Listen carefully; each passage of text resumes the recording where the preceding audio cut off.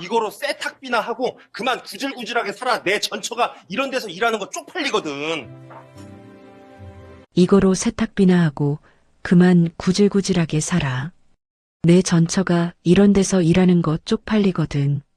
저는 비릿한 웃음을 지으며 지수의 발밑에 수표 몇 장을 던졌습니다.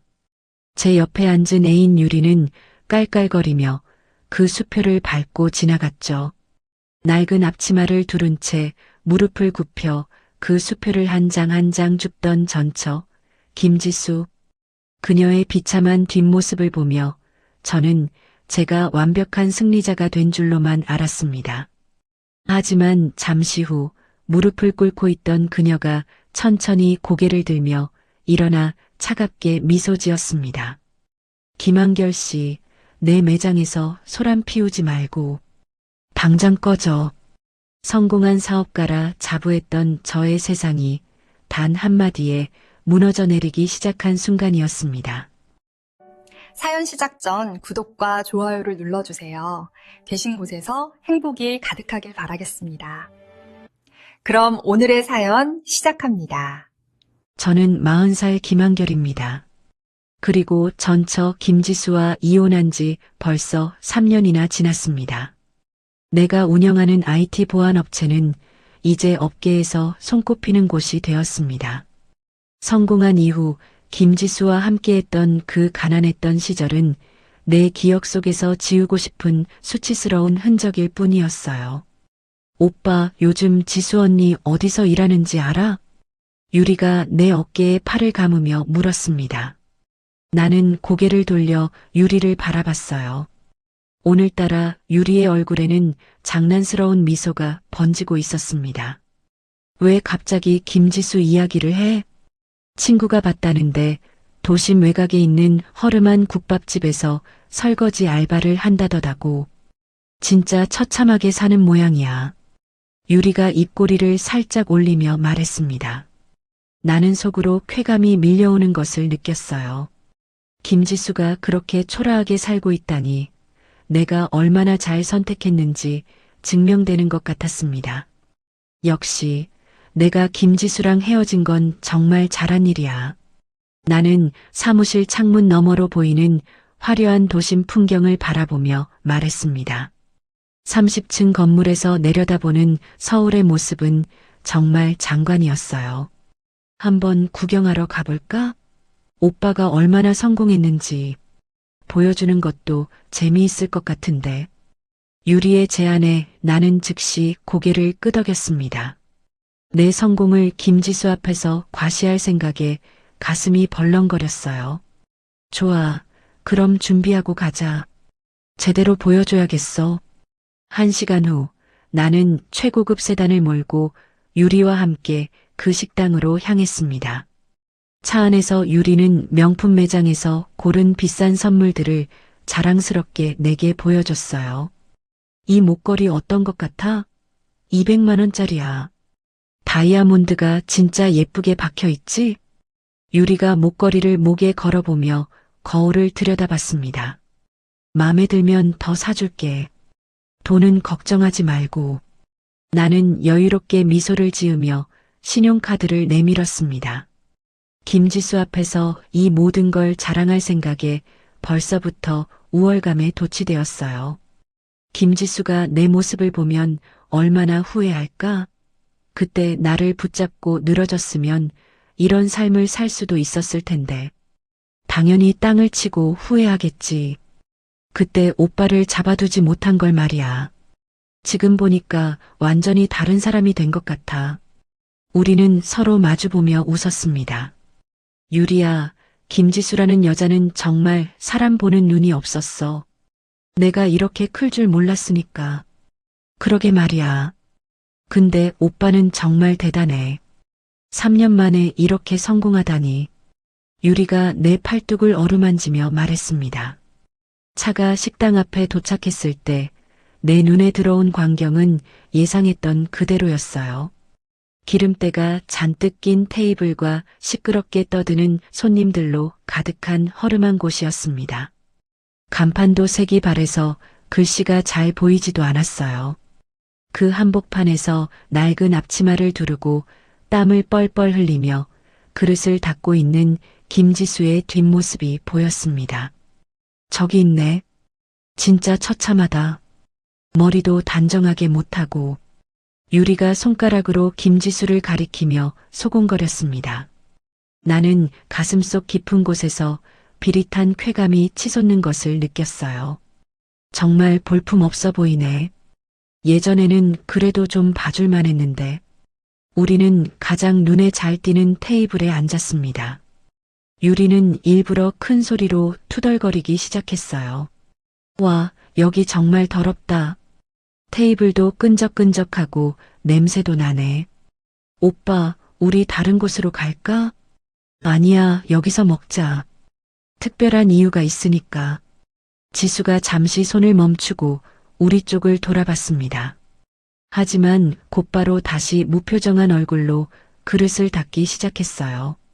나는 일부러 더 큰 소리로 말했습니다. 유리야, 이런 곳에서 일하는 사람들은 정말 불쌍해.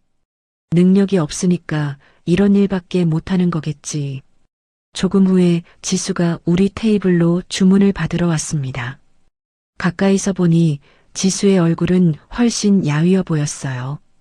예전에 통통했던 볼살은 온데간데였고 눈가에는 깊은 주름까지 생겨 있었습니다.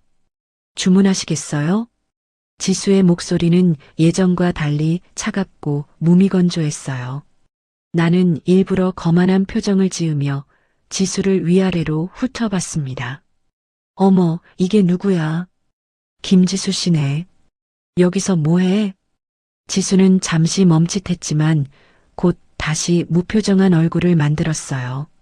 죄송하지만 저는 주문만 받겠습니다. 아, 그래. 그럼 메뉴에 없는 것도 만들 수 있어? 특별한 손님이니까. 무슨 말씀이신지.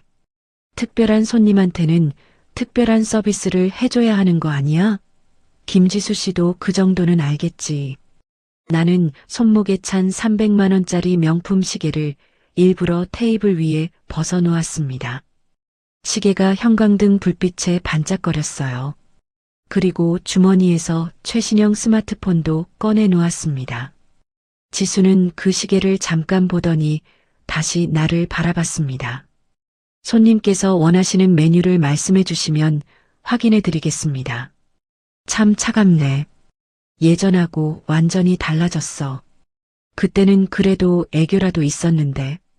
유리가 나서서 말했어요. 이 여자 정말 불친절하네.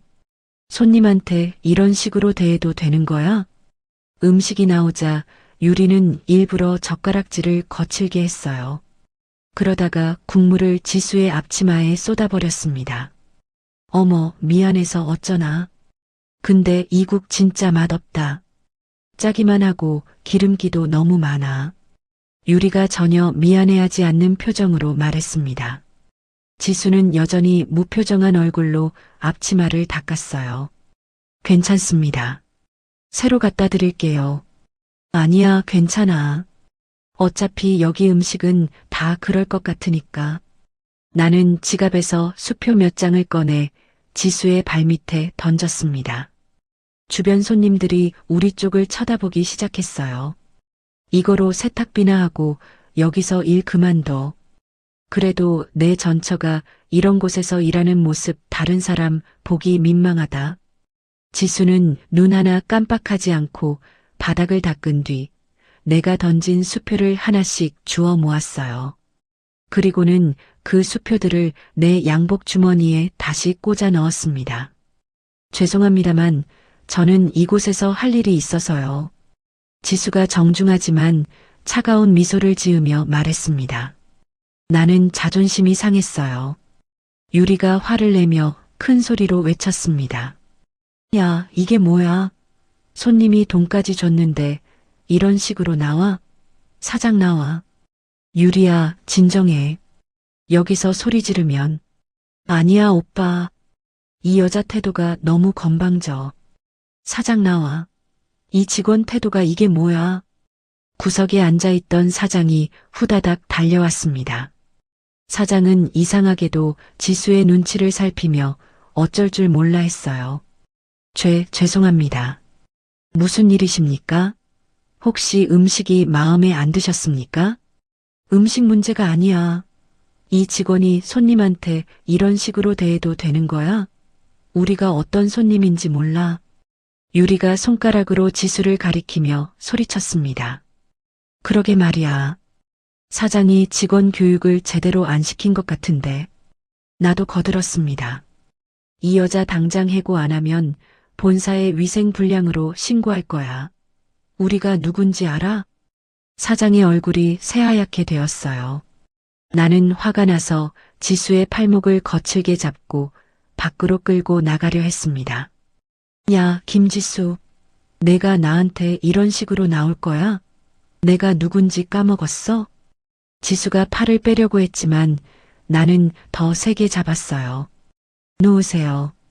여기서 이러시면 안 됩니다. 이러면 안 된다고? 웃기지 마. 내가 뭔데 나한테 이러면 안 된다고 해? 그 순간이었어요. 사장이 갑자기 김지수 앞에 무릎을 꿇으며 외쳤습니다. 대표님, 제발 용서하십시오. 무슨 소리인지 이해할 수 없었어요. 식당 앞 모든 사람들이 우리를 쳐다보고 있었습니다. 사장, 당신 미쳤어? 무슨 대표님? 바로 그때 식당 문이 벌컥 열리며 검은 정장을 입은 남자들이 줄지어 들어왔습니다. 모두들 똑같은 검은 정장에 선글라스를 끼고 있었어요. 맨 앞에 선 남자가 지수에게 두꺼운 서류 뭉치를 건네며 말했습니다. 대표님, 전국 매장 점검 최종 보고서입니다. 유리가 비명을 지르며 소리쳤어요. 뭐야? 대표라니?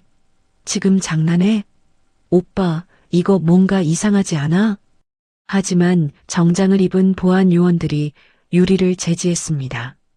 죄송하지만 조용히 해주시기 바랍니다. 지수는 천천히 머리에 쓰고 있던 위생모를 벗었어요. 묶어 올린 머리가 어깨로 내려오면서 김지수의 모습이 완전히 달라졌습니다. 그 순간 지수의 눈빛에서 나는 무서운 기운을 느꼈어요. 예전에 순종적이었던 지수가 아니라 차가우면서도 위험 있는 여성이 내 앞에 서 있었습니다. 전국 신계 매장 지수푸드 대표 김지수입니다. 지수가 조용하지만 또렷하게 말했습니다. 그 목소리에는 절대적인 권위가 담겨 있었어요.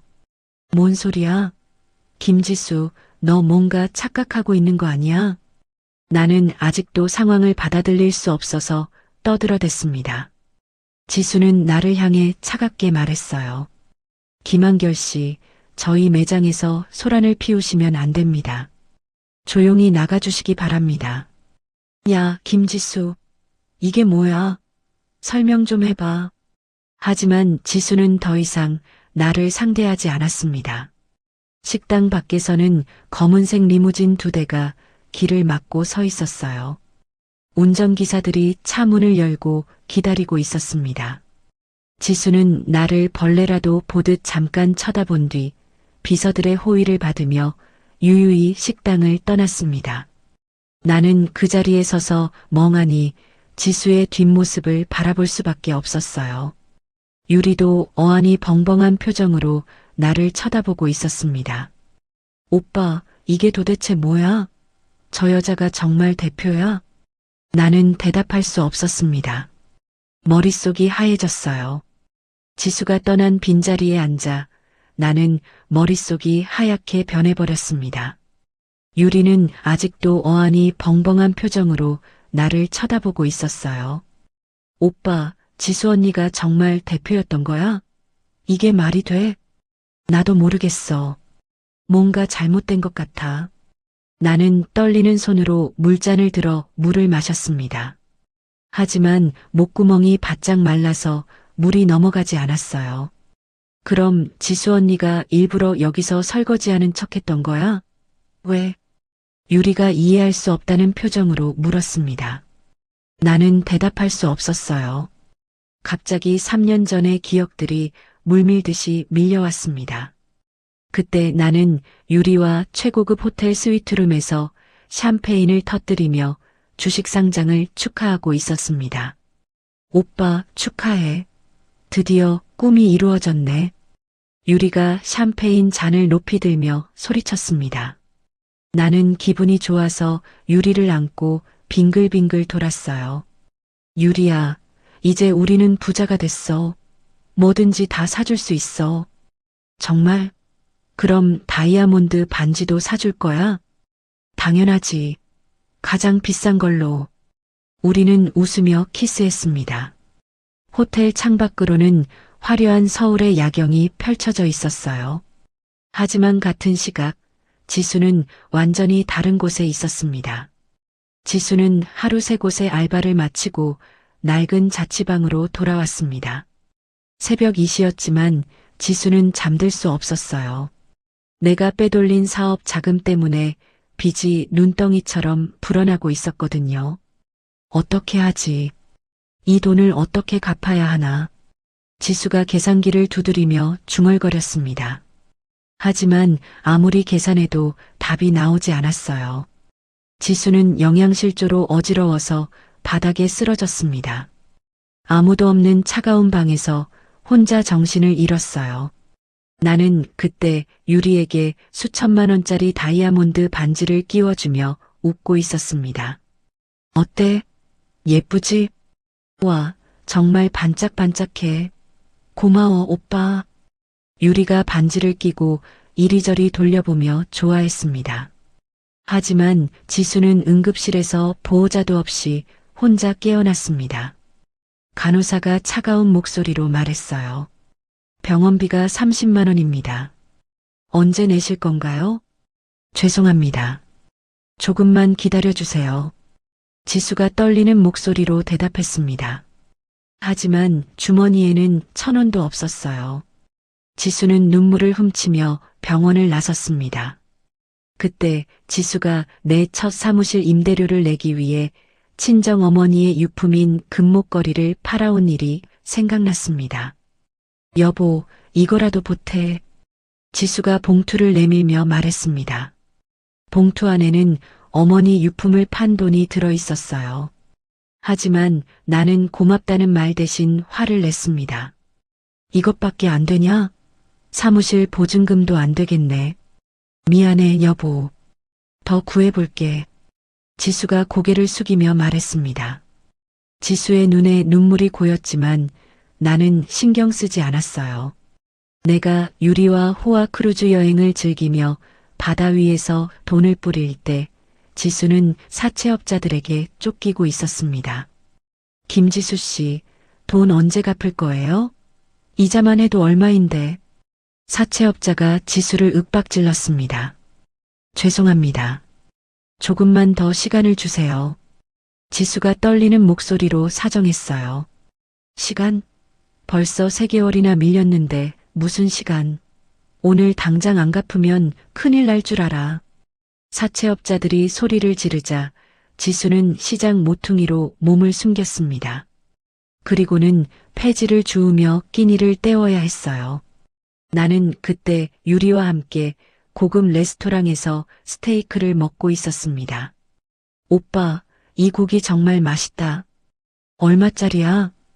1인분에 20만 원. 비싸지? 와, 20만 원이나 해? 그래도 맛있으니까 괜찮아. 우리는 웃으며 와인을 마셨습니다. 그리고 이혼 서류를 내밀던 날이 생각났습니다. 지수는 하혈하며 몸조차 가누지 못하는 상태였어요. 여보, 제발. 다시 생각해봐. 지수가 바닥에 무릎을 꿇으며 빌었습니다. 그만해, 김지수. 연기하지 말고 그냥 서명해. 나는 차갑게 말하며 펜을 지수의 손에 억지로 쥐어줬습니다. 제발. 아이만은 보게 해줘. 지수가 차가운 바닥에 엎드려 울며 빌었어요. 하지만 나는 비정한 웃음을 지으며 대답했습니다. 아이는 유학 보낼 거야. 내가 만날 필요 없어. 여보, 서명 안 할 거야? 그럼 강제로라도 이혼할 거야. 나는 지수의 손을 잡고 억지로 도장을 찍게 했습니다. 오빠, 진정해. 갑자기 얼굴이 너무 하얘. 유리가 내 어깨를 흔들며 말했습니다. 나는 겨우 정신을 차렸어요. 식당 사장이 조심스럽게 다가와서 말했습니다. 손님 괜찮으신가요? 얼굴이 너무 안 좋아 보이는데. 아, 네. 괜찮습니다. 나는 겨우 정신을 차리고 대답했어요. 사장이 낮은 목소리로 말했습니다. 실은 저희 대표님이 지난 3년 동안 정말 힘들게 사셨어요. 간 기능이 멈추기 직전까지 일하시면서 돈을 모으셨거든요. 뭐라고요? 죄송합니다. 제가 말이 많았네요. 사장이 당황하며 뒤로 물러났습니다. 하지만 나는 사장의 말을 놓칠 수 없었어요. 사장님, 계속 말씀해 주세요. 김지수가 뭘 했다고요? 글쎄요. 제가 듣기로는 대표님이 전 남편분 빚을 갚기 위해서 온갖 일을 다 하셨다고 들었어요. 사장의 말을 들으니 가슴이 먹먹해졌습니다. 빚을 갚기 위해서요? 네. 밤낮 없이 일하시면서 돈을 모으셨대요. 몸이 아파도 병원도 안 가시고 그냥 참으셨다고 하더라고요. 정말요? 한 번은 일하시다가 쓰러지셨는데도 깨어나자마자 또 일하러 가셨대요. 정말 대단한 분이세요. 나는 머리가 어지러워서 테이블을 붙잡았습니다. 내가 누린 모든 화려함이 지수의 뼈와 살을 깎아 만든 결과물이었다는 사실을 그제야 깨달았어요.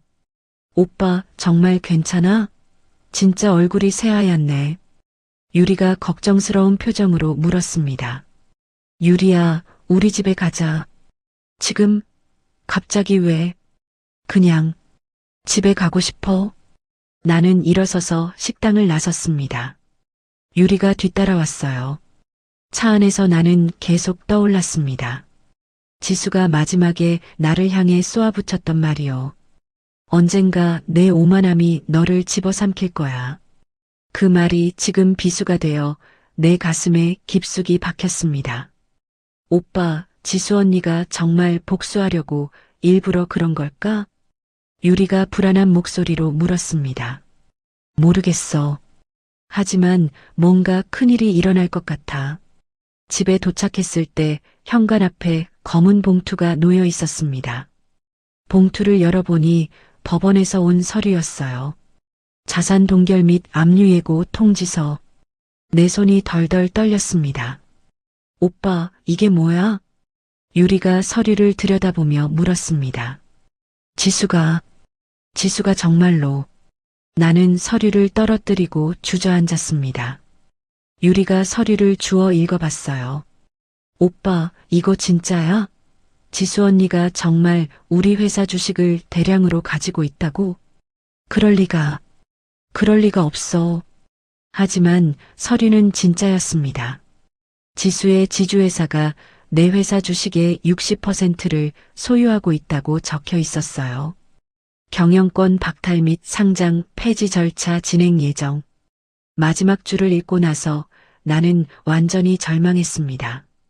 내 모든 성공이 지수라는 거대한 바다 위에 떠있던 작은 종이배에 불과했다는 것을 깨달았어요.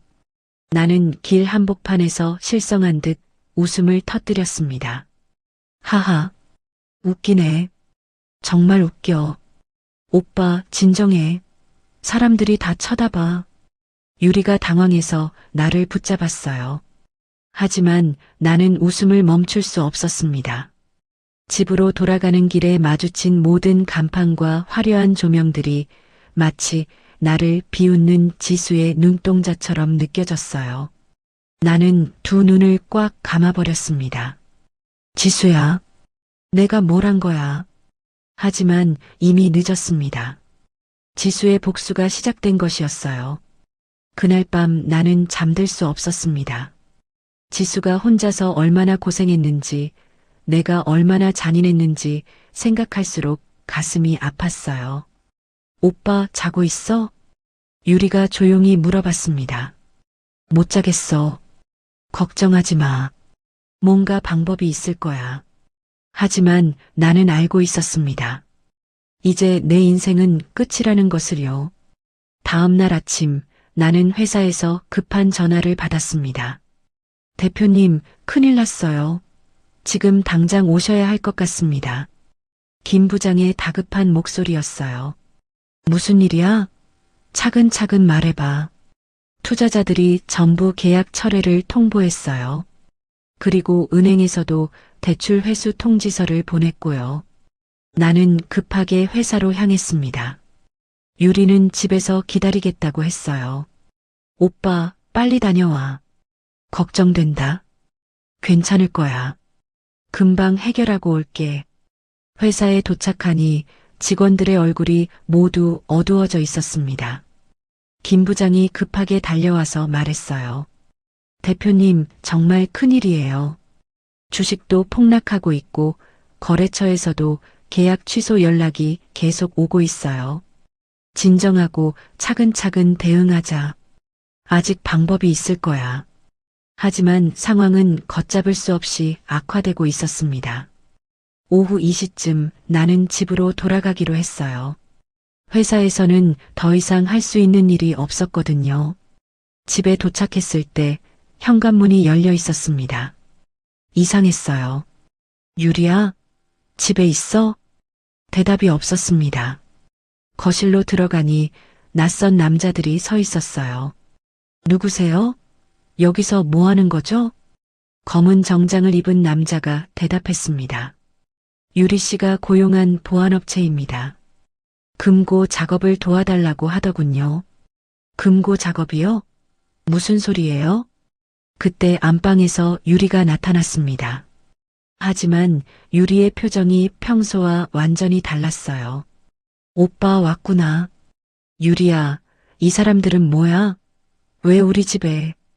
오빠 금고 열어야 해서 급한 일이 생겼거든.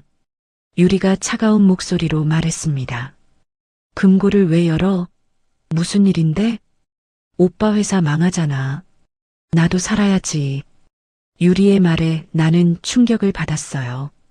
유리야, 무슨 말을 하는 거야? 우리 같이 해결해보자. 같이? 웃기지 마. 망한 놈이랑 같이 죽으라는 거야? 유리가 내 얼굴에 침을 뱉으며 말했습니다. 나는 유리를 막으려고 앞으로 나섰지만 보안업체 직원들이 나를 거칠게 붙잡았어요. 놔줘. 유리야, 정신 차려. 오빠, 이미 늦었어. 포기하라고. 유리는 이미 내 개인 인감과 비밀번호가 적힌 수첩을 가지고 있었습니다. 언제 가져간 건지 알 수 없었어요. 유리야, 제발. 시끄러워. 어차피 오빠 것도 아니잖아. 지수 언니 돈으로 산 거잖아. 유리가 비웃으며 말했습니다. 보안업체 직원들이 전문 장비를 이용해 금고를 열었어요. 금고 안에 있던 골드바와 현금 뭉치를 모두 가방에 쓸어 담았습니다. 유리야, 안 돼. 그건 뭐가 안 돼? 내가 오빠 옆에서 고생한 것도 모르고. 유리가 금괴를 하나씩 세며 말했습니다. 이거면 당분간은 살 수 있겠네. 고마워, 오빠. 유리야, 정신 좀 차려. 이건 도둑질이야. 도둑질? 오빠가 지수 언니한테 한 게 도둑질 아니야? 유리의 말에 나는 할 말을 잃었어요. 그때 유리가 또 다른 서류를 꺼냈습니다. 이것도 고마워. 미리 사인해둔 대출 서류. 뭐라고? 대출 서류? 오빠 도장 찍어서 5억 대출 받았어. 벌써 다 인출했고. 유리가 웃으며 말했습니다. 나는 경악했어요. 유리야, 내가 지금 뭘 하고 있는 거야? 내가 뭘 하고 있냐고? 살려고 하는 거야. 오빠처럼 바보로 살 수는 없어. 유리가 소리를 지르며 대답했습니다. 그리고 이것도 가져갈게. 유리가 내 회사의 핵심 기술 소스 코드가 담긴 저장 장치까지 챙겼어요. 그건 안 돼. 회사 기술이야. 이제 오빠 회사 아니잖아. 곧 망할 텐데 뭐. 유리가 저장 장치를 가방에 넣으며 말했습니다. 나는 유리를 막으려고 했지만 보안업체 직원들이 나를 더 세게 붙잡았어요. 놔줘. 유리야, 제발 다시 생각해봐. 생각은 이미 다 했어. 오빠, 그동안 고마웠어. 유리가 마지막으로 나를 보며 말했습니다. 아, 그리고 말 안 했나? 나 이미 새 남자 있어. 걱정하지 마. 뭐라고? 부자거든. 오빠보다 훨씬 괜찮은 사람이야. 유리의 말에 나는 완전히 무너졌어요. 유리가 떠난 직후 아파트 현관에서 벨이 울렸습니다. 문을 열어보니 압류 집행관들이 서 있었어요. 김한결 씨 맞으시죠? 법원 집행관입니다. 네, 맞는데요. 자산 압류 집행 명령서입니다. 확인해 보시기 바랍니다. 집행관들이 집 안으로 들어와 가구와 가전제품마다 붉은 딱지를 붙였습니다. 이것도 압류, 저것도 압류. 나는 그 모습을 지켜볼 수밖에 없었어요. 30분 안에 개인 물건만 챙기고 나가시기 바랍니다. 네. 지금 당장요? 네, 그렇습니다. 나는 서둘러 옷가지 몇 개만 가방에 넣고 집을 나섰습니다. 내가 그렇게 자랑스러워했던 펜트하우스에서 쫓겨난 거예요. 이제 회사로 가봐야겠다고 생각했습니다. 하지만 회사 입구에서도 똑같은 일이 일어났어요. 죄송합니다. 김한결 대표님. 출입이 금지되었습니다. 보안 요원이 내 출입 카드를 가위로 잘라버렸습니다. 무슨 소리예요? 이 회사 제가 만든 거예요. 지시를 받았습니다. 더 이상 출입하실 수 없습니다. 한때 나에게 허리를 굽히던 직원들이 나를 비웃으며 지나갔어요. 대표님 꼴 좀 봐라. 이제 끝이네. 그래도 잘 나가던 양반이었는데 이런 일이 다 있네. 직원들의 수군거림이 내 귀에 들렸습니다. 나는 공중전화에서 유리에게 전화를 걸어봤어요. 하지만 연결되지 않았습니다. 고객님이 전화를 받지 않습니다. 몇 번을 시도해도 마찬가지였어요. 그때 내 휴대폰으로 문자가 왔습니다. 유리에게서였어요. 너 같은 멍청이를 이용한 내가 천재지. 이제 연락하지 마. 새 남자가 질투해. 문자를 읽고 나니 힘이 쭉 빠졌습니다. 저녁 무렵 한 남자가 나를 찾아왔어요. 검은 정장을 입은 40대 남성이었습니다. 김한결 씨시죠? 저는 지수푸드 정 실장입니다. 네. 무슨 일이시죠? 대표님께서 전해달라고 하셨습니다. 정 실장이 두꺼운 서류 뭉치를 내게 던져주었어요. 이건 뭐죠? 김한결 씨의 빈 목록입니다. 저희 대표님이 대신 갚아드린. 뭐라고요? 대표님 말씀이 이건 선물이래요. 평생 노예처럼 갚으라고. 정 실장의 말에 나는 서류를 펼쳐봤습니다. 어마어마한 금액이 적혀 있었어요. 이게 다 제 빚이에요? 네. 김한결 씨가 회사 운영하면서 지은 빚들입니다. 법인카드 유용, 투자자 사기 등등. 하지만 변명하지 마세요. 증거는 다 있어요. 정 실장이 차가운 목소리로 말했습니다. 그 순간 내 휴대폰으로 은행에서 문자가 왔어요. 고객님의 신용카드 사용이 정지되었습니다. 이어서 또 다른 은행에서도 문자가 왔습니다. 계좌 거래가 정지되었습니다. 모든 카드와 통장이 한순간에 막혀버렸어요. 이제 진짜 끝이군요. 정 실장이 비웃으며 말했습니다. 저희 대표님이 마지막으로 하신 말씀이 있어요. 뭐죠? 이제야 그가 내가 느꼈던 한기를 조금이나마 알 수 있겠지라고 하시더군요. 정 실장이 떠나고 나서 나는 혼자 남았습니다. 쏟아지는 비를 피할 곳도 없어서 지하철 역사를 찾아갔어요. 지나가는 사람들이 내 몰골을 보고 피해갔습니다. 내가 인간으로서의 존엄성을 잃어버린 것을 느꼈어요. 나는 공중전화에서 지수에게 전화를 걸어봤습니다. 하지만 그 번호는 이미 존재하지 않는 번호였어요. 연결할 수 없는 번호입니다. 나는 수화기를 든 채 바닥에 주저앉았습니다. 비가 더 세게 내리기 시작했어요. 나는 지하철 역사 구석에서 밤을 새워야 했습니다. 인생의 밑바닥이라는 곳이 이토록 차갑고 어두운 줄 몰랐어요. 지수가 이 어둠 속에서 3년을 버텼다는 사실에 가슴을 치며 후회했습니다. 지수야, 미안해. 정말 미안해. 하지만 내 목소리는 빈 지하철 역사에만 메아리쳤을 뿐이었습니다. 신용불량자가 된 나는 단돈 100원도 빌릴 곳이 없었습니다.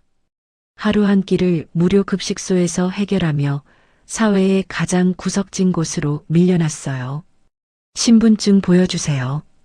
급식소 자원봉사자가 말했습니다. 나는 떨리는 손으로 신분증을 내밀었어요. 김한결 씨네요. 처음 오시는 건가요? 네, 처음입니다. 그럼 여기 신청서 작성해 주시고 저쪽 줄에 서세요. 나는 신청서를 받아들고 한 구석에 앉았습니다. 예전에는 최고급 레스토랑에서 식사하던 내가 이곳에 앉아 있다니 믿을 수 없었어요. 아저씨, 처음 와봐요? 옆에 앉은 할아버지가 말을 걸어왔습니다. 네, 그렇습니다. 여기 밥 괜찮아요. 자원봉사자분들이 정성스럽게 해주거든. 고마워해야 해요. 할아버지의 말에 나는 고개를 끄덕였어요. 밥을 먹으면서 나는 주변을 둘러봤습니다. 모두들 힘든 사정을 가지고 있는 것 같았어요. 아저씨, 일자리 찾고 있어요? 밥을 다 먹고 나오는데 한 중년 남성이 말을 걸어왔습니다. 네, 찾고 있습니다. 시장에서 배달일 하실 분 찾거든요. 힘들긴 하지만 하루 8만 원은 벌 수 있어요. 정말요? 어디 시장인가요? 재래시장이에요. 국밥집이랑 반찬 가게 배달하는 일이죠. 나는 주저하지 않고 대답했습니다. 하겠습니다. 다음 날부터 나는 재래시장에서 배달 일을 시작했어요. 과거 최고급 슈트를 입고 드나들던 시내 중심가 빌딩의 시장 국밥집 배달부 차림으로 들어갈 때마다 고개를 숙였습니다. 12층 김앤파트너스 법무법인으로 배달 왔습니다. 엘리베이터 안에서 내 초라한 모습이 거울에 비쳤어요. 예전에 함께 일했던 변호사가 탈 수도 있어서 가슴이 두근거렸습니다. 아저씨, 빨리 좀 와요. 음식 시켰어요. 주문한 직장인이 짜증스럽게 말했습니다. 죄송합니다. 교통이 좀 막혀서요. 다음부터는 시간 맞춰서 와요. 네, 알겠습니다. 나는 고개를 숙이고 배달을 마쳤어요. 어느 날은 내가 과거에 직접 설계했던 보안 시스템이 가동 중인 지수푸드 본사 인근 빌딩에 배달을 가야 했습니다. 건물 앞에 서서 유리창에 비친 내 초라한 몰골을 보고 눈물을 삼켰어요. 내가 이런 모습이 될 줄이야. 하지만 할 수 없었습니다. 살기 위해서는 어떤 일이라도 해야 했거든요. 인력사무소에도 가봤지만 번번이 퇴짜를 맞았습니다. 나이가 너무 많아요. 40대는 좀. 기술이 있다고 하시는데 증명할 게 있나요? 경력 증명서라든지. 회사가 망해서 그런 건 다 날아갔습니다. 그럼 어려울 것 같은데요. 인력사무소 직원이 고개를 저으며 말했습니다. 결국 나는 건설 현장의 막노동판을 전전하며 일당을 벌어야 했어요. 온몸에 상처를 입으면서도 참고 견뎠습니다. 아저씨, 벽돌 좀 더 빨리 날라요. 네, 알겠습니다. 나는 땀을 뻘뻘 흘리며 벽돌을 날랐어요. 허리가 아파서 펴지지 않았지만 참았습니다. 저녁에는 편의점에서 유통기한이 지난 삼각김밥을 얻어먹었어요. 아저씨, 이거 어제 거라 못 팔아요. 드실래요? 네, 감사합니다. 나는 고마운 마음으로 삼각김밥을 받았습니다. 그날 밤 작은 고시원 방에서 TV를 보는데 뉴스에서 김지수가 나왔어요. 지수푸드 김지수 대표가 올해의 여성 경영인상을 수상했습니다. 뉴스 화면 속에 김지수는 우아한 드레스를 입고 훈장을 받고 있었어요. 예전보다 훨씬 아름다워 보였습니다. 나는 구석에서 오열했어요. 지수야, 미안해. 정말 미안해. 하지만 아무도 내 울음소리를 들어주지 않았습니다. 다음 날 나는 지수가 처음 사업을 시작했던 재래시장을 찾아갔습니다. 그곳에서 가장 힘든 국밥집 배달부 자리를 구걸했어요. 사장님, 일자리 좀 주세요. 뭐든 하겠습니다.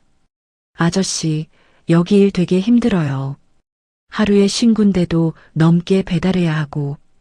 괜찮습니다. 꼭 하겠습니다. 사장은 내 몰골을 불쌍히 여겨 단칸방 하나를 내줬습니다. 여기서 지내세요. 방세는 월급에서 빼드릴게요. 감사합니다. 정말 감사합니다. 새벽 4시 얼음장 같은 물에 손을 담가 시장 바닥을 청소할 때 나는 지수가 과거 나를 위해 겪었을 그 지독한 추위를 비로소 온몸으로 받아들였습니다. 이렇게 추운데 지수는 혼자서 어떻게 버텼을까? 손이 얼어서 감각이 없어졌지만 계속 청소했어요. 배달 중에 오토바이가 미끄러져 다리가 골절되는 사고도 당했습니다. 하지만 병원비가 없어서 압박 붕대로만 감고 다시 배달통을 짊어졌어요. 아저씨, 다리 괜찮아요? 절뚝거리시네. 네, 괜찮습니다. 배달 계속할게요. 무리하지 마세요. 하지만 나는 멈출 수 없었습니다. 하루라도 일을 쉬면 그날 먹을 것이 없었거든요. 시장 상인들은 나를 망한 사장이라고 불렀습니다. 망한 사장, 이거라도 먹어. 김치찌개집 할머니가 남은 음식을 주시며 말씀하셨어요. 감사합니다, 할머니. 나이가 몇이야?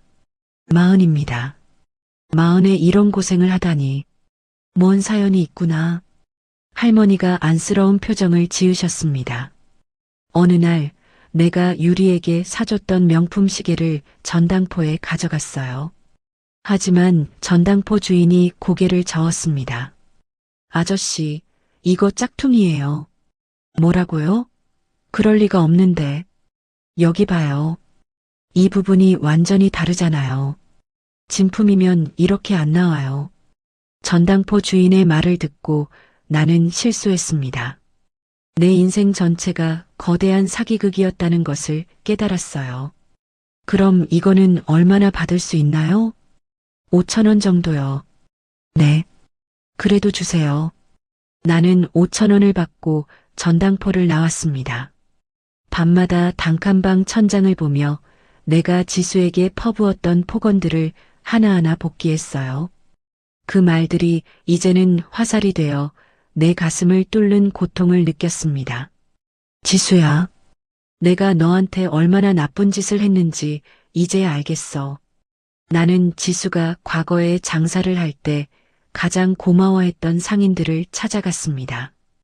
그들에게 그녀의 과거 이야기를 들으며 내가 얼마나 잔인한 남편이었는지 자책했어요. 그 처자가 참 고생 많이 했지. 밤새워 일하면서도 늘 웃음을 잃지 않았거든.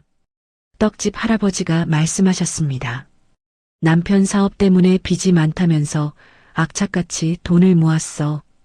그런데 그 남편이란 놈은 바람이나 피우고. 생선가게 아주머니의 말에 나는 무릎을 꿇었습니다. 죄송합니다. 제가 그 남편입니다. 뭐라고? 아저씨가? 네. 정말 죄송합니다. 나는 상인들 앞에서 사죄했어요. 길거리에서 우연히 유리가 다른 남자와 웃으며 명품 쇼핑을 하는 모습을 봤습니다. 하지만 나는 그녀를 잡을 힘도 그럴 자격도 없어서 골목 뒤로 숨어 숨죽여 울었어요. 유리야, 정신 차려. 안 그러면 너도 나처럼 될 거야. 하지만 유리는 행복해 보였습니다. 처음 보는 남자의 팔짱을 끼고 환하게 웃고 있었어요. 지수는 정 실장을 통해 나의 처참한 생활을 보고받고 있었지만 결코 나를 직접 찾거나 도움을 주지 않았습니다. 그녀는 나의 변화를 끝까지 시험하고 있었어요. 나는 매일 아침 시장의 가장 더러운 하수구를 청소하며 나의 오만함을 씻어냈습니다. 지수가 내준 숙제가 끝날 때까지 멈추지 않겠어. 그것이 내가 할 수 있는 유일한 속죄였어요. 시장에서 일한 지 2달쯤 지났을 때 큰 사건이 일어났습니다.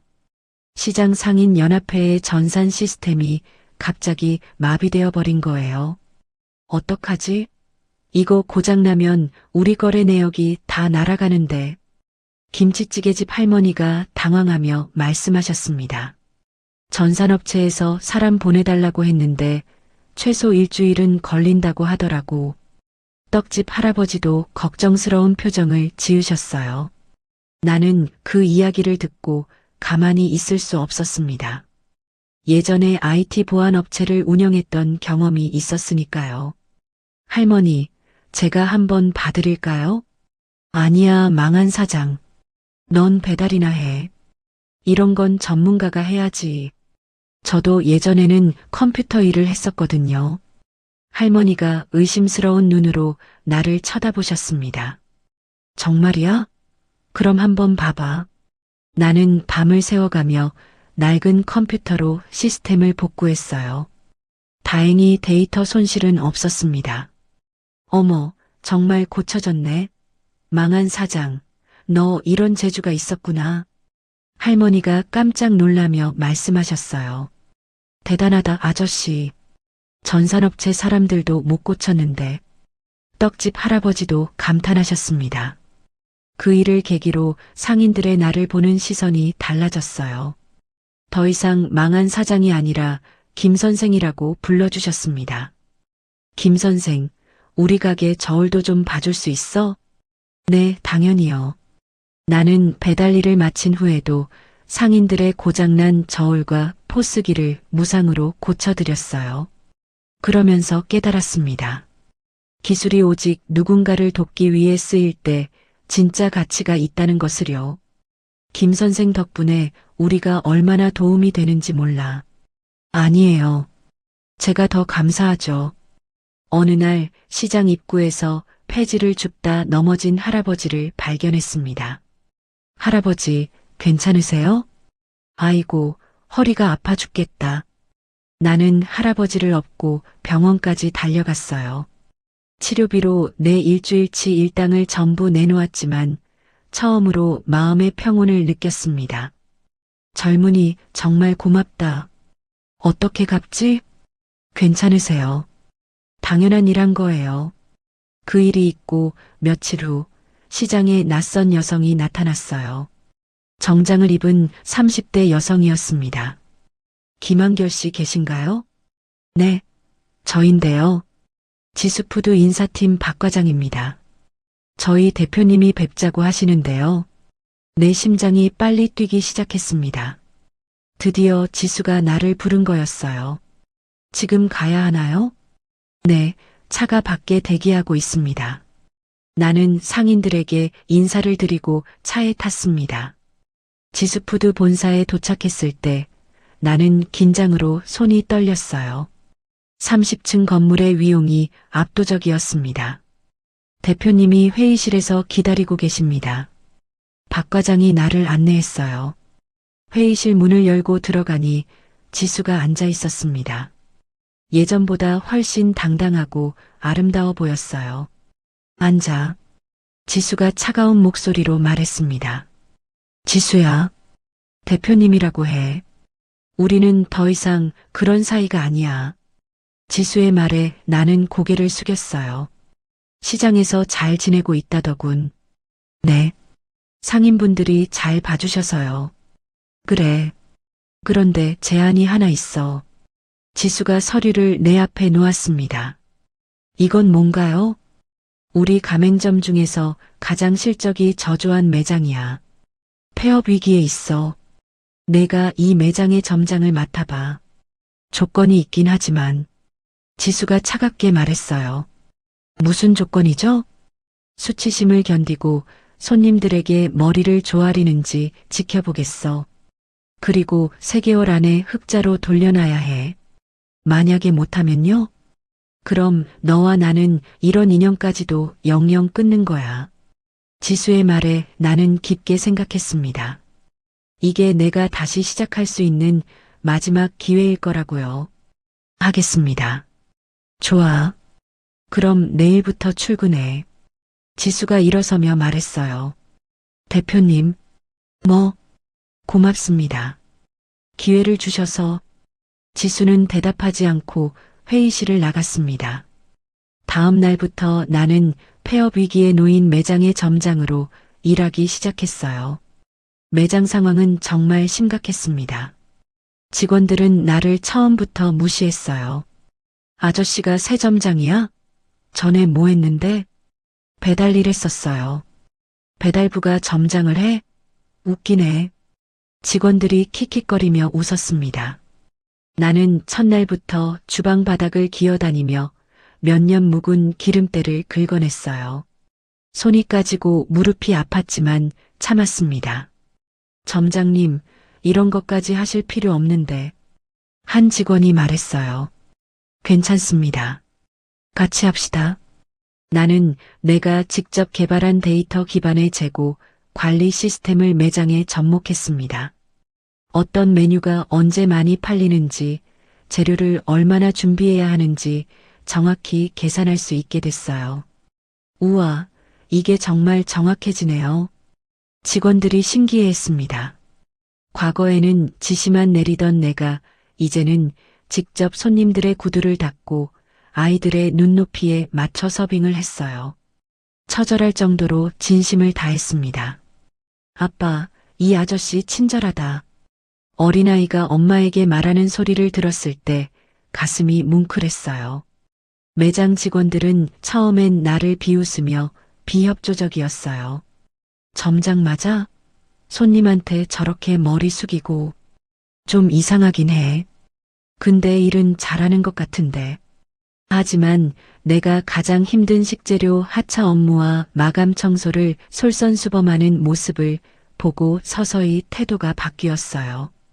점장님, 이건 제가 할게요. 아니야, 같이 하자. 나는 시장 상인들과 협력하여 신선한 식재료를 직거래하는 시스템을 도입했습니다. 중간 유통업체를 거치지 않으니 비용도 줄이고 품질도 좋아졌어요. 김 선생, 우리 채소 쓸 거지? 신선한 거로 준비해놨어. 네, 할머니. 항상 고마워요. IT 기술을 이용한 배달 최적화 동선도 구축했습니다. 어느 지역에 언제 배달이 많은지 분석해서 배달 시간을 크게 단축시켰어요. 점장님, 배달 시간이 10분이나 줄었어요. 그래, 다행이다. 한 달이 지나자 매장 분위기가 완전히 바뀌었습니다. 손님들도 늘어나기 시작했어요. 여기 새 점장 오더니 완전히 달라졌네. 음식도 맛있어지고 서비스도 좋아졌어. 손님들의 호평을 들을 때마다 뿌듯했습니다. 어느 날 지수가 예고 없이 매장을 방문했어요. 나는 손님들에게 고개를 조아리며 인사하고 있었습니다. 지수는 멀리서 그 모습을 지켜보더니 내게 다가왔어요. 이제야 조금 사람 냄새가 나네. 지수가 짧게 말했습니다. 그 말 한마디가 내게는 최고의 칭찬으로 들렸어요. 2개월째 되던 날 매장은 고객 만족도와 회전율 모든 면에서 놀라운 성과를 보였습니다. 매출이 300% 이상 증가했어요. 점장님, 우리 매장이 이번 달 전국 1위래요. 직원들이 환호성을 질렀습니다. 다들 고생 많았어. 우리 함께 이룬 거야. 나는 실적 보너스를 모두 매장 직원들과 시장 상인들을 위한 장학금으로 내놓았어요. 점장님, 이러시면 안 되는데. 괜찮아. 이게 맞는 거야. 지수는 그런 나의 행동에서 이전의 오만한 모습을 전혀 찾아볼 수 없음을 확인했습니다. 본사 임원들은 나의 복귀에 반대했지만 가맹점주들이 연판장을 돌려 나를 본사 전략 팀장으로 추천했어요. 김한결 점장님이 아니면 안 됩니다. 우리 매장도 김 점장님처럼 해주세요. 가맹점주들의 열렬한 요청이 이어졌습니다. 3개월을 마무리하는 날 나는 직원들에게 정성 어린 손편지를 남겼어요. 여러분과 함께 일할 수 있어서 정말 행복했습니다. 감사합니다. 그리고 지수 앞에서 눈물로 맹세했습니다. 다시는 예전의 나로 돌아가지 않겠습니다. 약속드려요. 지수가 고개를 끄덕이며 말했어요. 그래. 이제 진짜 시작이야. 나는 그 말을 듣고 가슴이 벅차올랐습니다. 드디어 다시 시작할 수 있는 기회를 얻은 거였어요. 점장 일을 성공적으로 마친 지 일주일 후 지수에게서 연락이 왔습니다. 당신 오늘 저녁에 시간 있어? 전화 속 지수의 목소리는 예전보다 훨씬 부드러웠어요. 나를 당신이라고 다정하게 불러주는 것만으로도 가슴이 뭉클했습니다. 네, 있습니다. 무슨 일이세요? 우리 집으로 와. 저녁 함께 먹자. 정말요? 응. 주소 문자로 보낼게. 전화를 끊고 나서 나는 한참을 멍하니 서 있었어요. 지수가 나를 집으로 초대한다니 믿을 수 없었습니다. 저녁 7시 나는 지수의 집 앞에 섰습니다. 고급 아파트 단지였지만 생각보다 소박한 곳이었어요. 들어와. 지수가 문을 열어주었습니다. 집안에는 따뜻한 음식 냄새가 가득했어요. 직접 요리하신 거예요? 응. 오랜만에 해봤어. 지수가 미소를 지으며 말했습니다. 그 미소를 본 지가 정말 오래됐어요. 식탁에는 내가 좋아하는 음식들이 가득 차려져 있었습니다. 김치찌개, 계란말이, 시금치나물.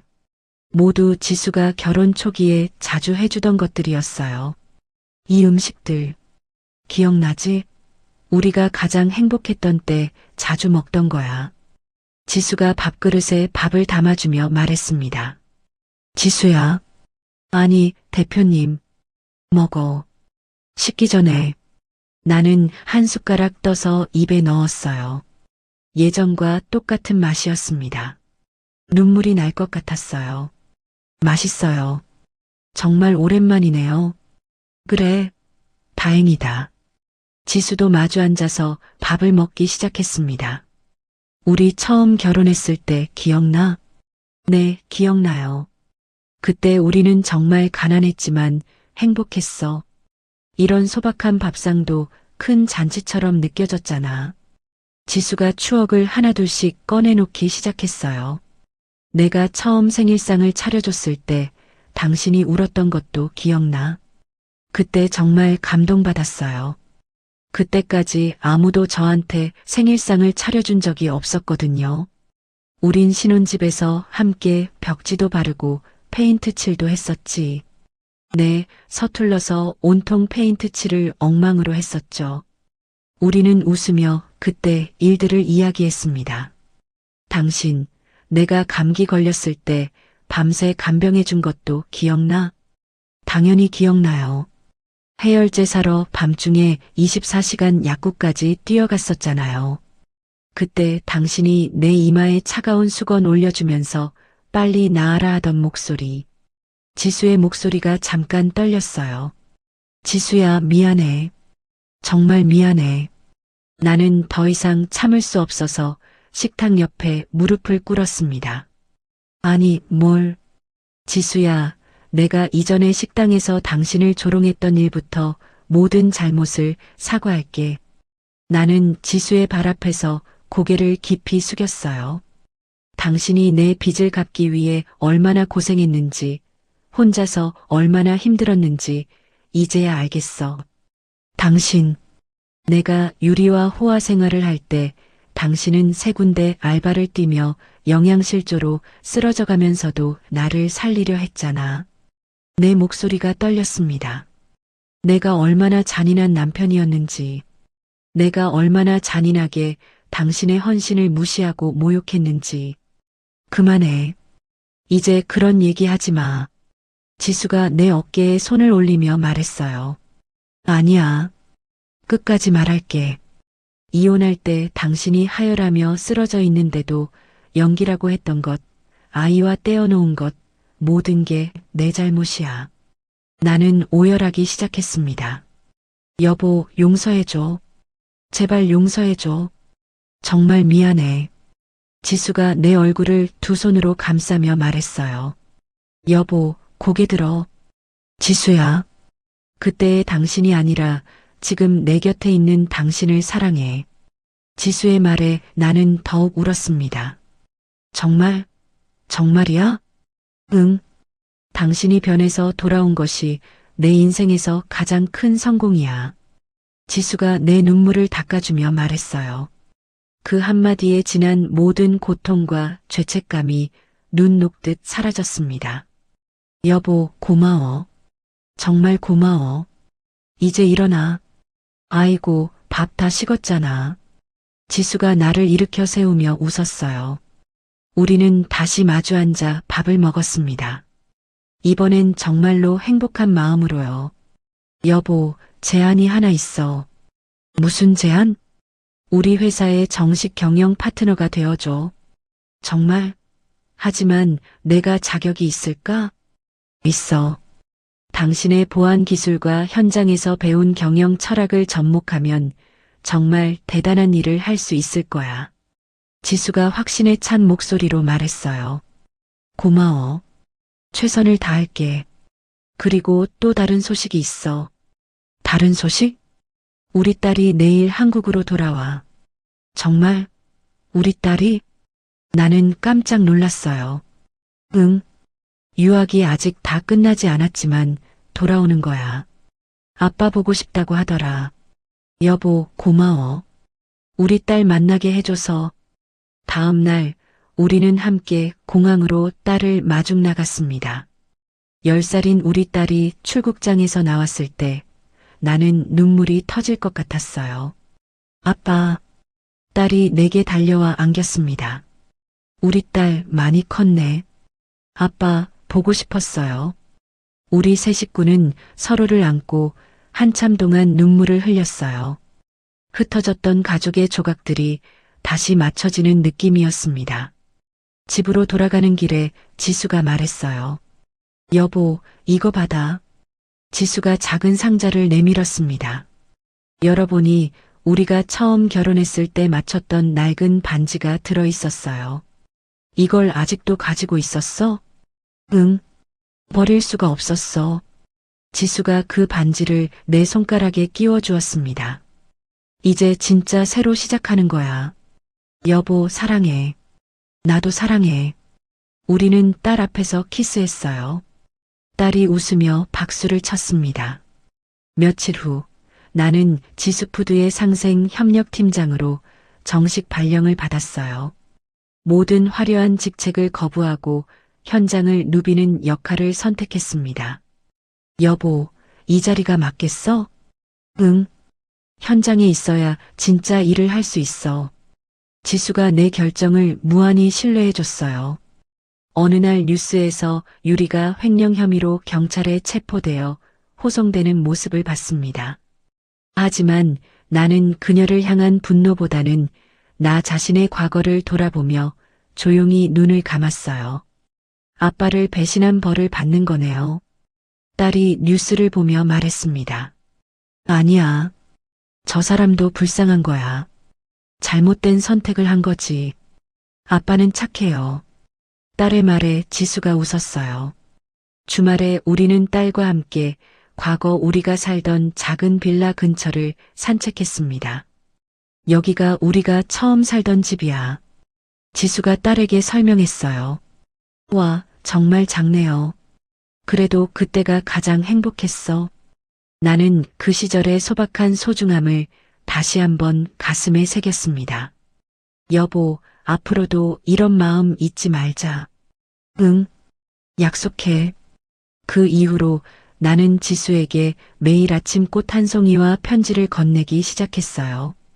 여보, 꽃은 매일 안 줘도 돼. 아니야.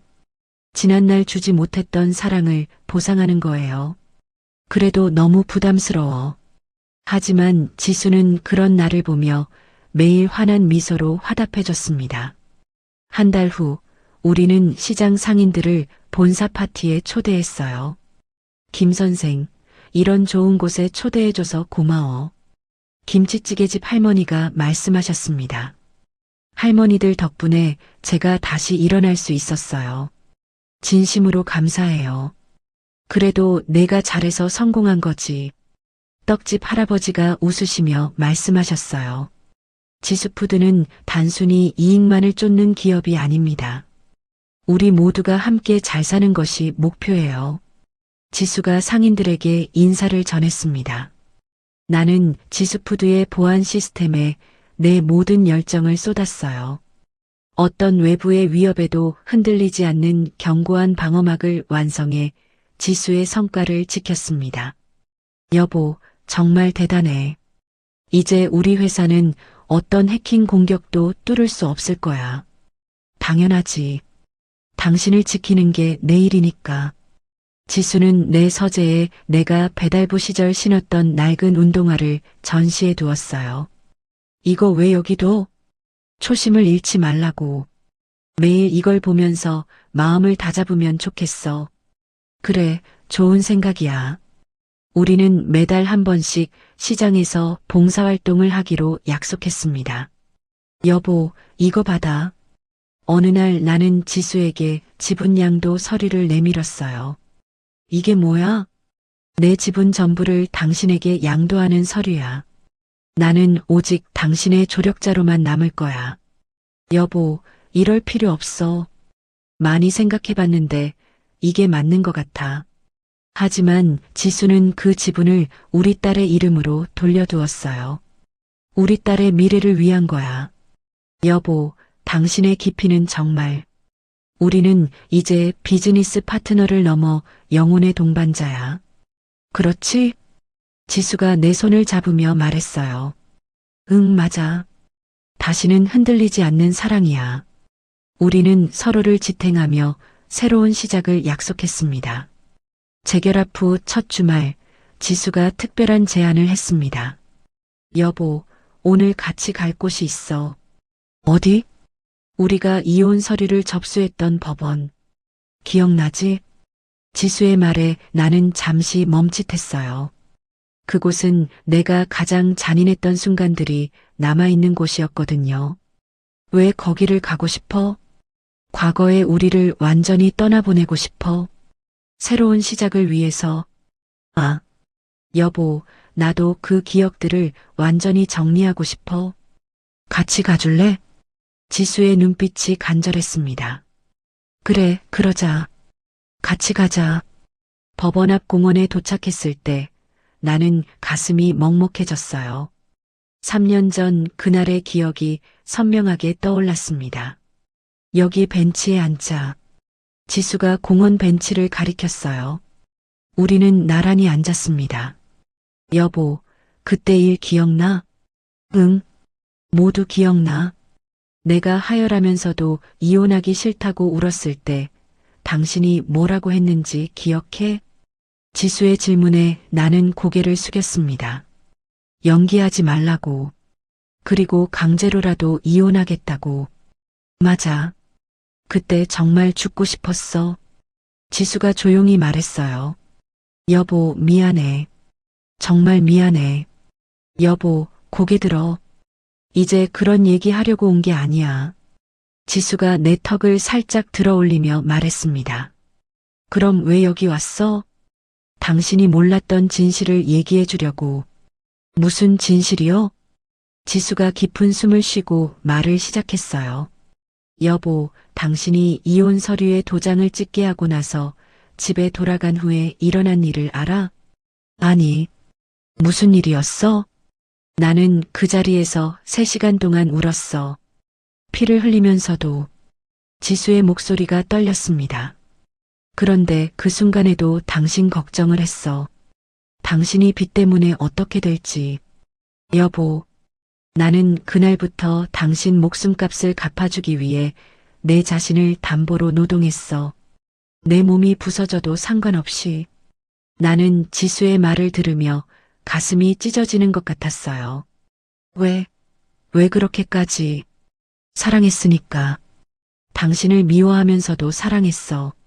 지수가 눈물을 글썽이며 말했습니다. 여보, 내가 당신 빚을 대신 갚으면서 매일 밤 생각했던 게 뭔지 알아? 뭐였어? 언젠가 당신이 진짜 사람이 되어서 돌아오길 바랐어. 그게 내 유일한 희망이었거든. 지수의 고백에 나는 더 이상 참을 수 없었습니다. 여보, 나는 정말 짐승 같은 놈이었어. 나는 벤치에서 내려와 지수 앞에 무릎을 꿇었어요.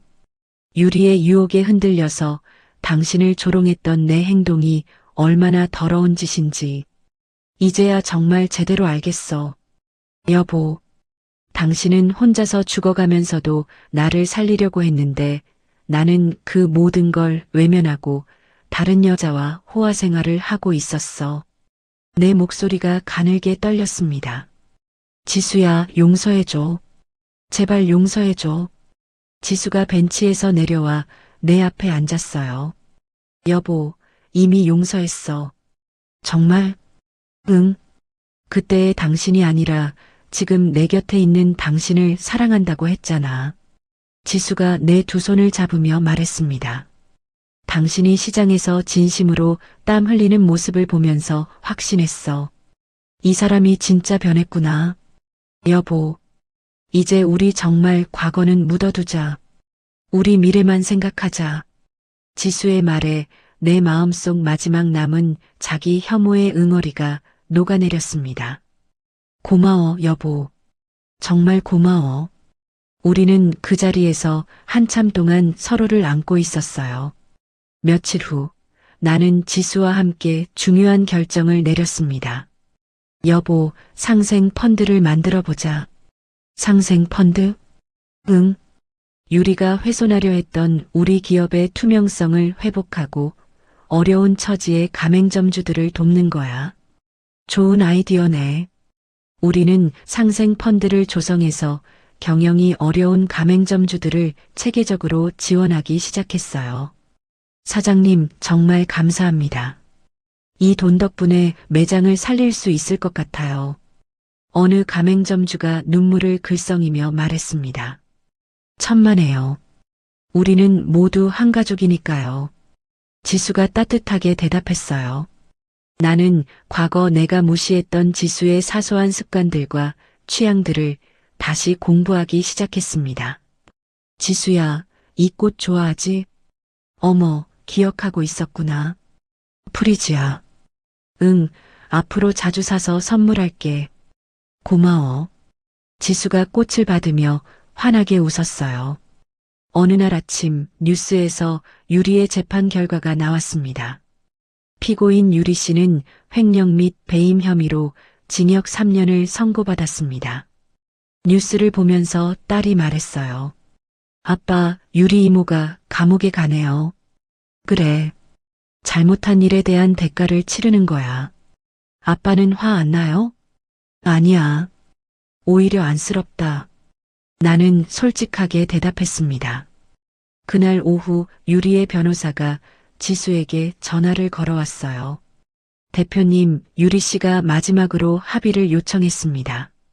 상당한 금액을 제시할 용의가 있다고 하는데요. 지수가 단호하게 대답했습니다. 단 1원도 받을 수 없습니다.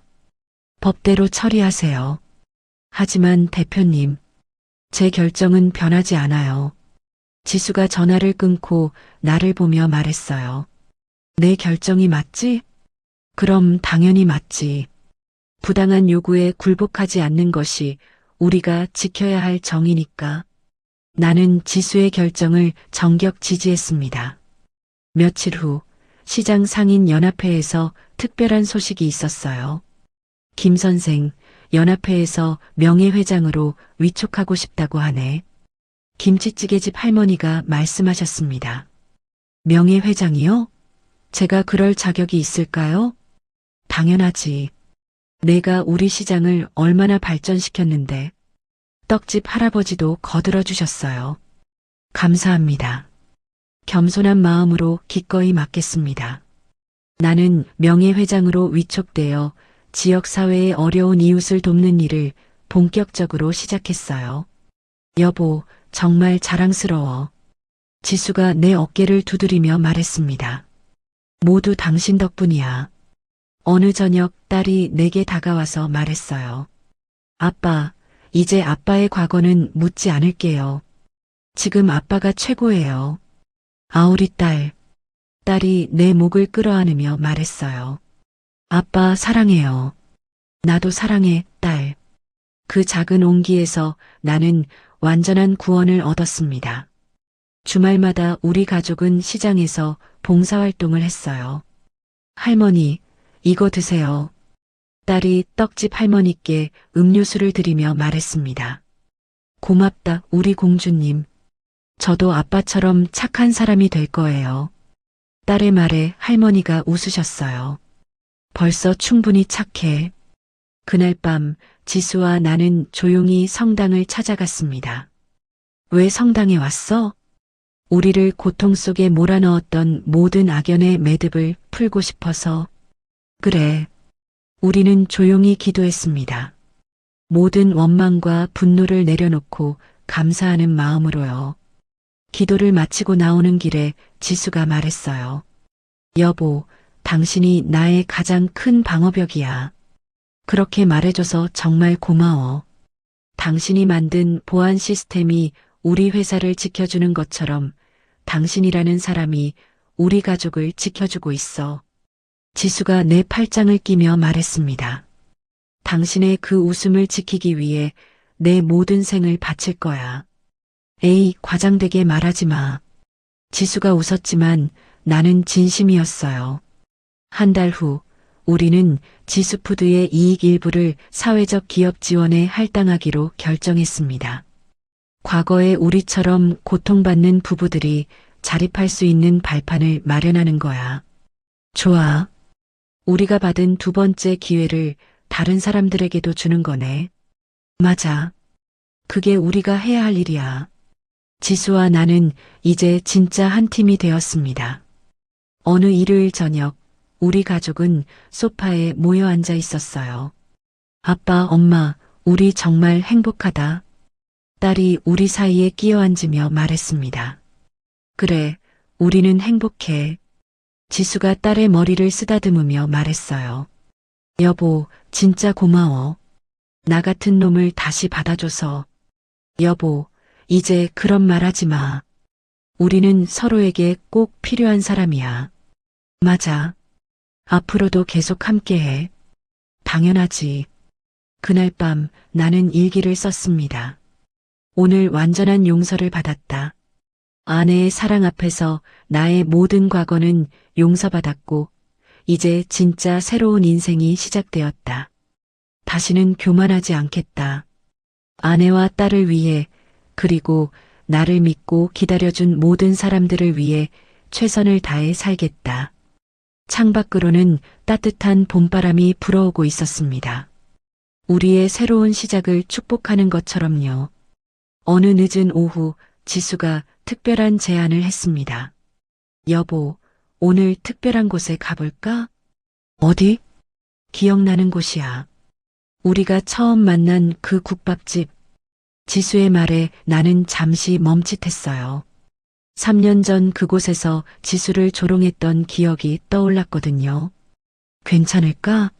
그곳에 가면. 괜찮아. 이제는 다른 의미로 가는 거야. 지수가 내 손을 잡으며 말했습니다. 그럼 우리 딸도 같이 갈까? 응, 우리 셋이서 함께 가자. 딸도 신나게 대답했어요. 좋아요. 그 유명한 국밥집 가는 거죠? 우리 가족은 함께 그 허름한 국밥집으로 향했습니다. 이번에는 최고급 세단이 아니라 평범한 차를 타고 갔어요. 국밥집에 도착하니 예전과 똑같은 모습이었습니다. 하지만 제법 손님들이 많아 보였어요. 어서 오세요. 사장이 밝게 인사했습니다. 사장은 우리를 알아보고 깜짝 놀랐어요. 어머, 대표님, 어떻게 오셨어요? 사장님, 안녕하세요. 가족들과 식사하러 왔어요. 지수가 환하게 웃으며 말했습니다.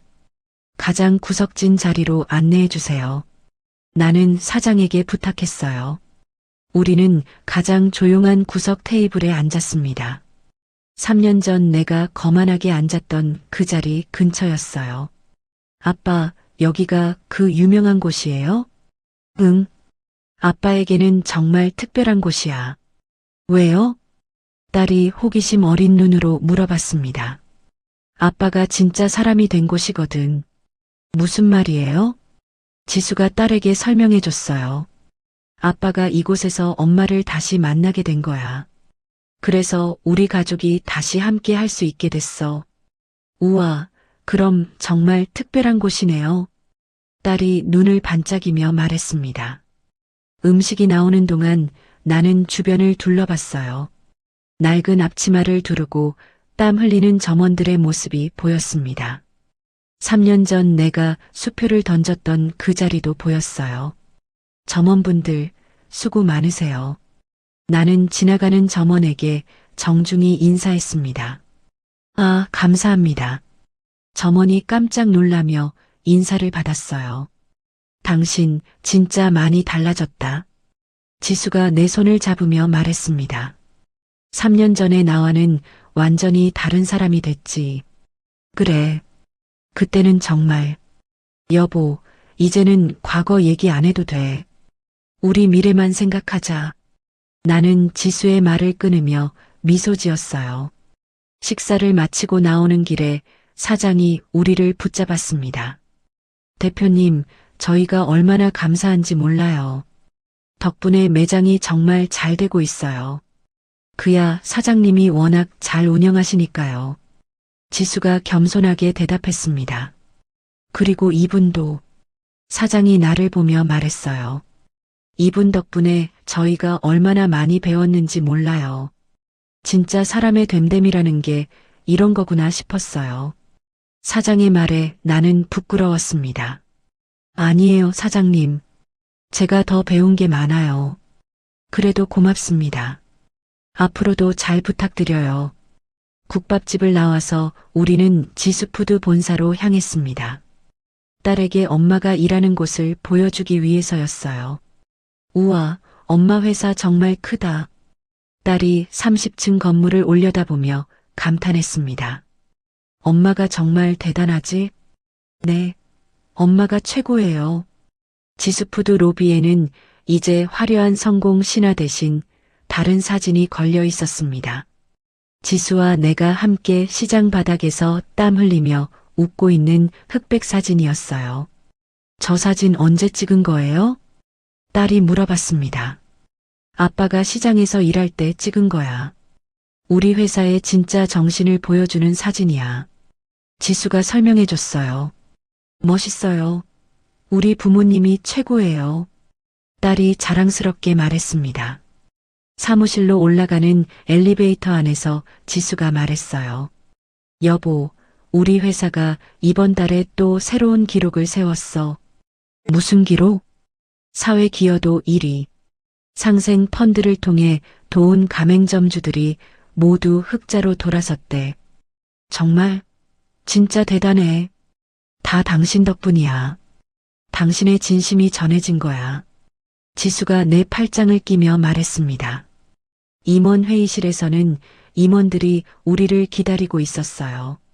대표님, 이번 분기 실적이 나왔습니다. 정 실장이 보고서를 건넸습니다. 매출도 좋지만 더 중요한 건 고객 만족도와 직원 만족도가 모두 최고 수준이라는 거예요. 정말요? 네. 특히 한결 팀장님이 도입하신 현장 중심 경영 시스템이 큰 효과를 보고 있습니다. 정 실장의 말에 나는 뿌듯했습니다. 다들 수고 많으셨어요. 앞으로도 현장의 목소리를 잘 들어주세요. 네, 팀장님. 임원들이 힘차게 대답했어요. 회의가 끝나고 우리는 옥상 정원으로 올라갔습니다. 서울 시내가 한눈에 보이는 곳이었어요. 아빠, 여기서 보니까 서울이 정말 예쁘네요. 딸이 난간에 기대어 말했습니다. 그래, 우리가 사는 곳이야. 나는 딸의 어깨를 감싸며 말했어요. 여보, 저기 보여? 지수가 한 방향을 가리켰습니다. 어디? 저기 시장 있는 곳. 우리가 처음 만난 곳이고 당신이 진짜 사람이 된 곳. 응, 보여. 나는 그 방향을 바라보며 감회에 젖었어요. 가끔 꿈 같아. 이 모든 게 정말 현실인지. 현실이야. 우리가 함께 만든 현실. 지수가 내 손을 잡으며 말했습니다. 저녁 무렵 우리는 딸과 함께 한강가로 드라이브를 갔습니다. 노을이 지는 시간이었어요. 아빠, 엄마, 저기 노을 봐요. 딸이 창밖을 가리키며 소리쳤습니다. 정말 예쁘다. 우리는 차를 세우고 강변에 내려서 노을을 구경했어요. 하늘이 온통 주황빛으로 물들어 있었습니다. 여보, 이런 노을을 당신과 함께 볼 수 있어서 행복해. 나도 행복해. 지수가 내 어깨에 기대며 말했습니다. 아빠, 엄마, 우리 사진 찍어요. 딸이 핸드폰을 들고 말했어요. 좋아, 찍자. 우리 세 식구는 노을을 배경으로 사진을 찍었습니다. 정말 행복한 모습이었어요. 여보, 우리 앞으로도 이렇게 행복할 거지? 당연하지. 평생 함께 할 거야. 약속해? 약속해. 진심으로. 우리는 새끼손가락을 걸고 약속했습니다. 집으로 돌아가는 길에 우리는 시장 골목을 지나갔어요. 상인들이 하나둘씩 문을 닫고 있었습니다. 김 선생, 어디 가세요? 김치찌개집 할머니가 우리를 보고 반갑게 인사하셨어요. 할머니, 안녕하세요. 가족들과 드라이브 하다가 지나가는 길이에요. 그래요? 딸도 정말 예쁘게 컸네. 아빠 닮아서. 감사해요, 할머니. 딸이 공손하게 인사했습니다. 할머니, 내일 또 뵐게요. 그래, 김 선생. 항상 고마워. 우리는 상인들과 따뜻하게 인사를 나눈 후 집으로 향했습니다. 집에 도착해서 딸은 자기 방으로 들어가고 지수와 나는 베란다에 나와 앉았어요. 여보, 정말 행복하다. 나도. 3년 전에는 상상도 못했어. 이렇게 행복할 수 있을 거라고. 나도 마찬가지야. 당신 덕분에 새 사람이 됐어요. 아니야. 당신 스스로 변한 거야. 지수가 내 손을 꼭 쥐며 말했습니다. 여보, 사랑해. 나도 사랑해. 우리는 서로를 바라보며 미소 지었어요. 그날 밤 나는 일기를 썼습니다. 오늘 우리 가족이 그 국밥집을 다시 방문했다. 3년 전 내가 얼마나 잔인한 인간이었는지 다시 한번 깨달았지만 동시에 얼마나 많이 변했는지도 확인할 수 있었다. 아내와 딸과 함께 보낸 하루가 너무나 소중했다. 앞으로도 이 행복을 지키기 위해 최선을 다해야겠다. 창밖으로는 달이 밝게 떠올라 있었습니다. 우리 가족의 새로운 시작을 축복하는 것 같았어요. 지수가 거실에서 나를 불렀습니다. 여보, 여기 와봐. 응? 거실로 가보니 지수가 액자 하나를 들고 있었어요. 오늘 강변에서 찍은 우리 가족 사진이었습니다. 벌써 인화했어? 응. 이걸 우리 집 거실에 걸어놓으려고. 좋은 생각이야. 잘 나왔네. 우리는 함께 사진을 거실벽에 걸었어요. 정말 행복해 보이는 우리 가족의 모습이었습니다. 그 순간 딸이 방에서 나와서 말했어요. 아빠, 엄마, 뭐해요? 사진 걸고 있어. 우와, 우리 사진이다. 정말 예뻐요. 딸이 사진을 보며 좋아했습니다. 우리 정말 행복한 가족이지? 지수가 딸을 안으며 말했어요. 네, 우리가 세상에서 제일 행복해요. 딸의 말에 우리는 모두 웃었습니다. 그날 밤 딸을 재우고 나서 지수와 나는 베란다에 다시 나왔어요. 멀리서 시장 쪽에서 들려오는 소음도 도시의 화려한 불빛도 모두 우리의 행복을 축복하는 것 같았어요. 여보, 우리 평생 이렇게 살자. 응, 평생 함께하자. 반전 가득했던 우리의 이야기는 이렇게 완벽한 행복의 여운 속에 막을 내렸습니다.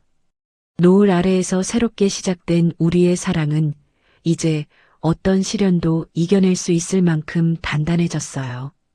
진정한 사랑의 승리였습니다. 김한결과 김지수의 파란만장한 사랑 이야기가 드디어 막을 내렸습니다.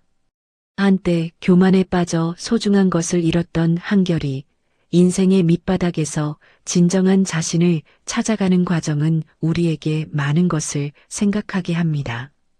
성공이 사람을 얼마나 변하게 할 수 있는지, 그리고 진정한 사랑이란 무엇인지 말이죠. 지수의 위대한 사랑도 잊을 수 없습니다.